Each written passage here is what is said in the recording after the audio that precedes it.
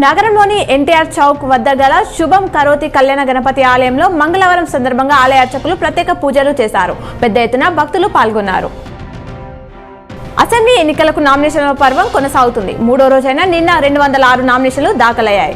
మంత్రులు వేముల ప్రశాంత్ రెడ్డి, ఎర్రబెల్లి దయాకర్ తో పాటు ఇతర నేతలు సోమవారం నామినేషన్లు వేశారు. కాగా ఇప్పటివరకు మొత్తం 446 మంది అభ్యర్థులు నామినేషన్లు దాఖలు చేశారు.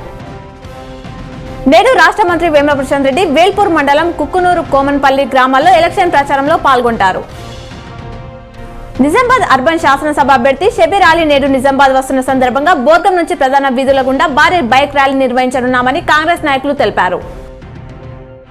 బీఆర్ఎస్ పార్టీ బాన్స్వాడ నియోజకవర్గ అభ్యర్థి స్పీకర్ పోచారం శ్రీనివాసరెడ్డి మంగళవారం కోటగిరి మండలాల్లో ఎన్నికల ప్రచారం నిర్వహించనున్నారు. నిజామాబాద్ జిల్లాలో మూడో రోజైన సోమవారం 12 నామినేషన్లు దాఖలయ్యాయని ఎన్నికల అధికారులు తెలిపారు.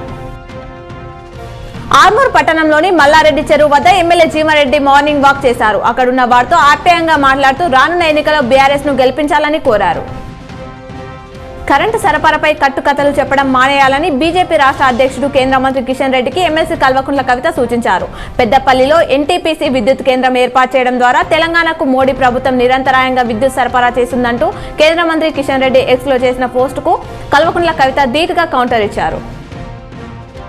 కామారెడ్డి సీఎం కేసీఆర్ పై పోటీ చేస్తున్న టీపీసీసీ చీఫ్ రేవంత్ రెడ్డి ఈ నెల 10న నామినేషన్ చేయనున్నారు. అదే రోజు కామారెడ్డిలో నిర్వహించే భారీ బహిరంగ సభలో ఆయన పాల్గొంటారు. ఈ సభకు కర్ణాటక సీఎం సిద్దిరామయ్య హాజరవుతారు. బోధన్ మండలంలోని మినార్పల్లి సంఘం, భవానీపేట గ్రామాలలో కాంగ్రెస్ అభ్యర్థి మాజీ మంత్రి సుదర్శన్ రెడ్డి గడప గడపకు కాంగ్రెస్ పార్టీ కార్యక్రమం నిర్వహించారు.